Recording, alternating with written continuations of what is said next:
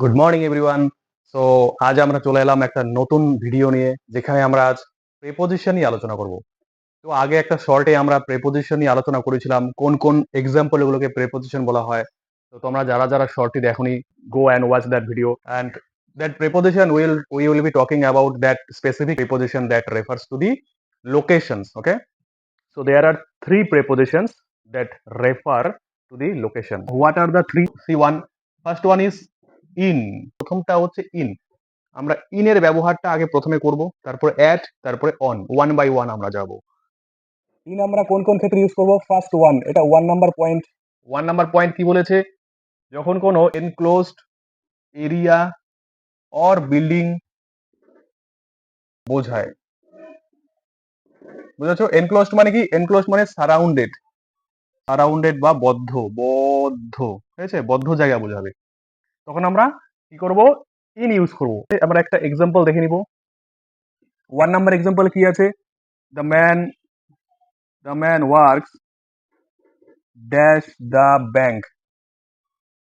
লোকটি কোথায় কাজ করে? ব্যাংকে কাজ করে। তাহলে এখানে ব্যাংক যে আছে, ব্যাংকটা কি আছে? সারাউন্ডেড আছে, চারপাশ ঘেরা আছে। যখনই চারপাশ ঘেরাও থাকবে তখন আমরা কি করব? ইন লাগাবো।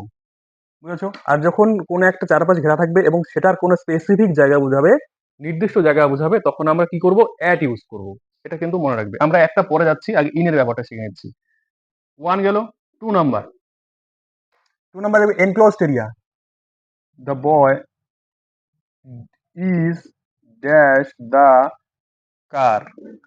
ছেলেটি কোথায় আছে? কারের মধ্যে আছে, কারের ভেতরে আছে বলেছে। তো একটা কার কারের ভেতরে আছে, তার মানে কারটা চারদিকে দিয়ে কি আছে? আটকানো আছে, এনক্লোজড আছে।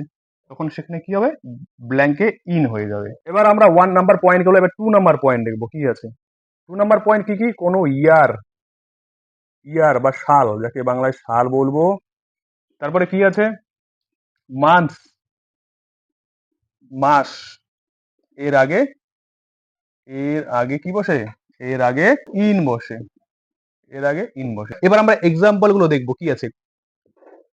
He he died in 1999। তো কি আছে এখানে?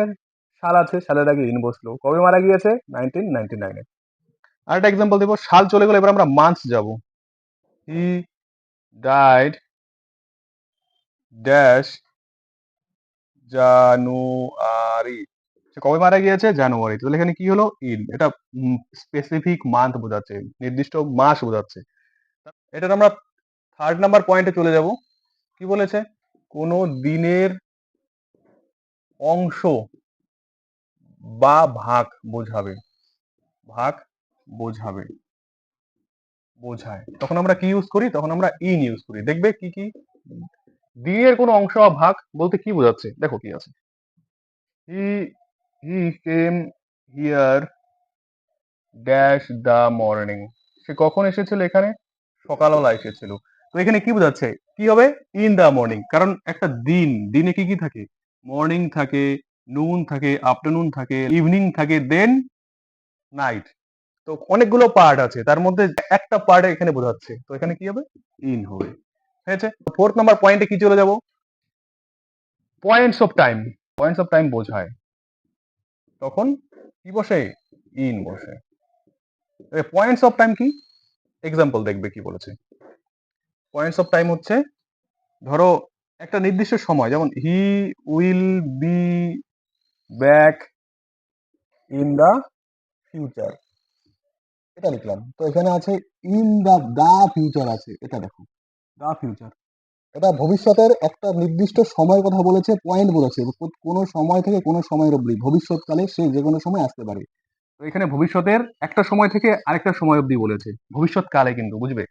তো সে তখন কি হবে? ইন হয়ে গেল, পয়েন্ট অফ টাইম বোঝাচ্ছে, তখন ইন হয়ে যাবে। আরেকটা দেখো এক্সাম্পল। টু নাম্বার এক্সাম্পলে কি আছে? The man appeared dash the past. এটা কি বোঝাচ্ছে? অতীতকালে বলেছে, অতীতকালে কোনো সময়ে সে অ্যাপিয়ার হয়েছিল, আবির্ভূত হয়েছিল, কোথাও আবির্ভূত হয়েছিল। তাহলে অতীতকালের কোন একটা সময়ের কথা বলেছে, তো এখানে কি হবে? In the past. Third number point কি বলেছে? যেমন the movie was released in the 19th century. মুভিটি কবে রিলিজ হয়েছিল? 19th সেঞ্চুরিতে। তো এখানে 19th সেঞ্চুরি বলেছে। তো 19th সেঞ্চুরি ঊনবিংশ শতক। এখানে কি বোঝাচ্ছে? সেঞ্চুরি বোঝাচ্ছে। তো নির্দিষ্ট সময়ের কথা বলেছে। ঊনবিংশ শতকে কোন একটা মুভি রিলিজ হয়েছিল। তো এখানে শতাব্দীর কথা বলেছে, শতাব্দীর কথা বললে সেখানে কি হয়ে যাবে? ইন হয়ে যাবে। কেন ইন হবে? কারণ এটা একটা পয়েন্ট অফ টাইম বোঝাচ্ছে, অতীতের কোনো একটা সময়ের কথা বলেছে। তো এখানে ইন হলো। আরেকটা দেখবে 4th নাম্বার এক্সাম্পলে কি বলেছে? He was born dash the 1900s। কি আছে এখানে? কবে সে জন্মগ্রহণ করেছিল? Dash the 1990s। এখানে কি হবে? 19 এর সঙ্গে 90s আছে, তো এখানে কি লিখবো? ইন লিখবো। ঠিক আছে, ক্লিয়ার হলো? ইনের ব্যবহার এই কটাই শিখবো। এখন আমরা চলে যাব অ্যাট। কোথায় কোথায় অ্যাট ইউজ করা হয়? প্রিপোজিশন অ্যাট, এটি অ্যাট। দেখো 1 নাম্বার পয়েন্ট, কোথায় কোথায় অ্যাট ইউজ করা হয়। যখনই অ্যাট বোঝাবে তখনই ভাববে কোনো স্পেসিফিক প্লেস, স্পেসিফিক প্লেস, কোনো নির্দিষ্ট জায়গা। স্পেসিফিক মানে কি? নির্দিষ্ট, পার্টিকুলার, সার্টেন, কোনো প্লেসকে বোঝাচ্ছে। প্লেস বলতে যেমন ধরো the the boy is hidden dash the corner of the room. দেখো কি বলছে? রুমের কোনো একটা কর্নারে ছেলেটা হিডেন আছে, লুকিয়ে আছে। তো এখানে কি বলেছে? কর্নার বলেছে। এই যে রুম, এটা রুম, রুমের এই কোণা বা এই কোণে বা এই কোণে, যে কোনো একটা কোণে ছেলেটি লুকিয়ে আছে। তো এখানে কি হবে? নির্দিষ্ট করে বলেছে, নির্দিষ্ট করে বলেছে, তখন হবে অ্যাট। ঠিক আছে? আরেকটা এক্সাম্পল, 2 নাম্বার এক্সাম্পল।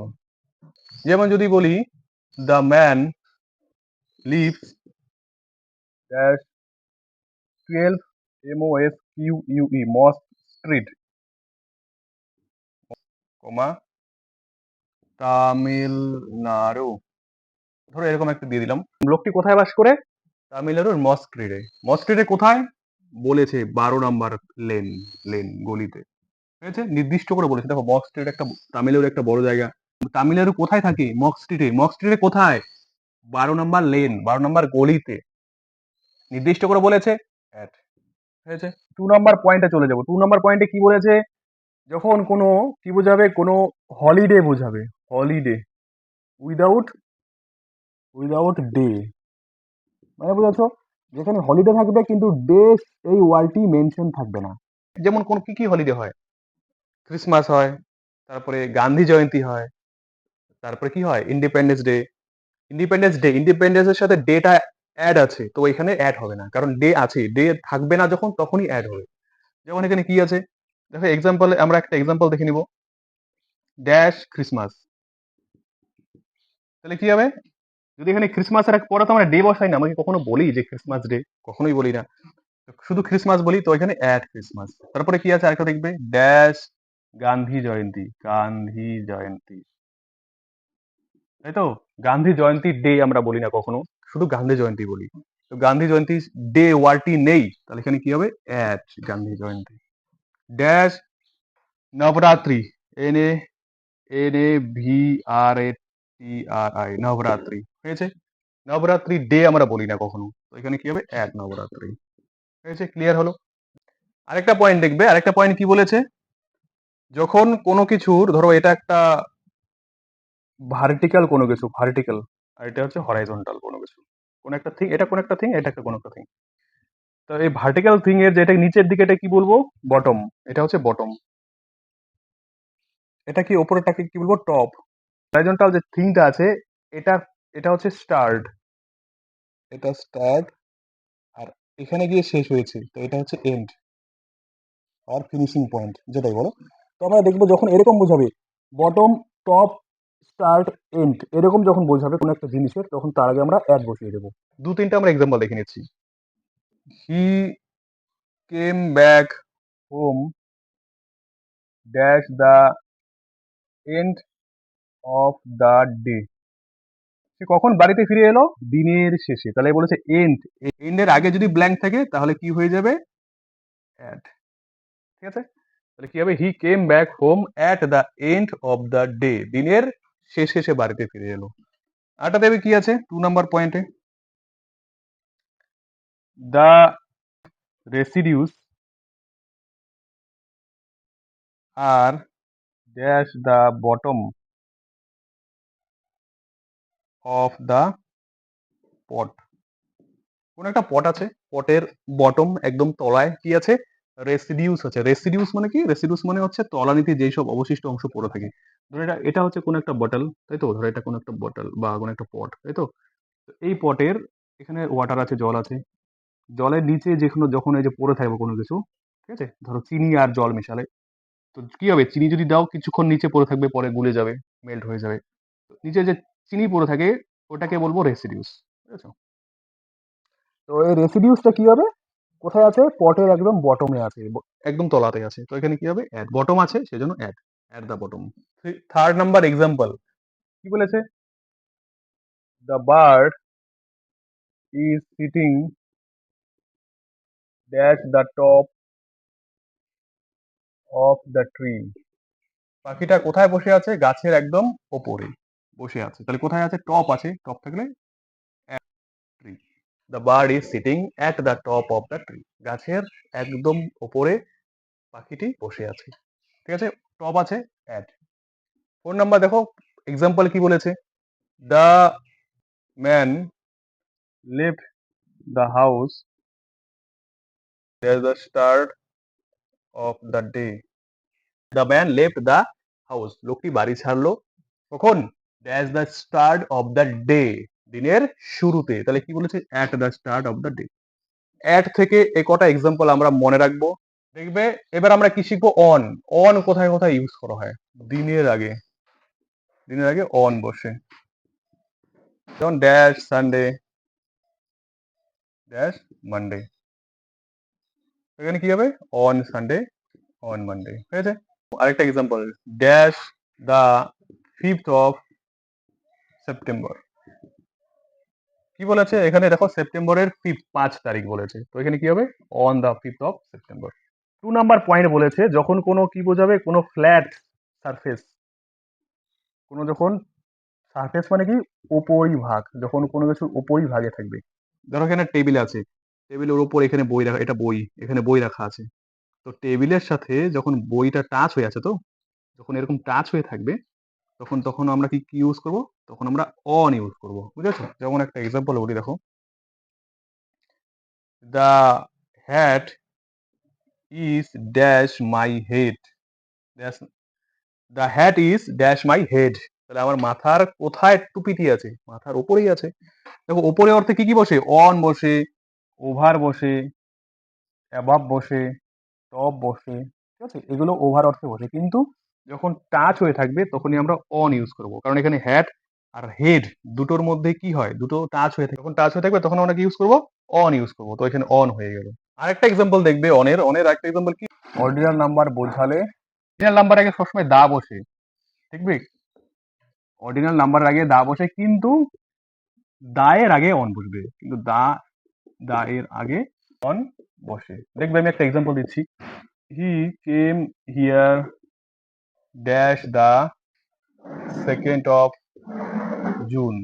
সে কবে এসেছিল এখানে, dash the 2nd of June, জুনের 2 তারিখ। তাহলে second ordinal number, ordinal number আগে সবসময় দা বসবে, দায়ের আগে অন, মনে রাখবে এটা, on the 2nd of June. If you find this video helpful and informative, then stay tuned to my channel. Thank you for watching the video.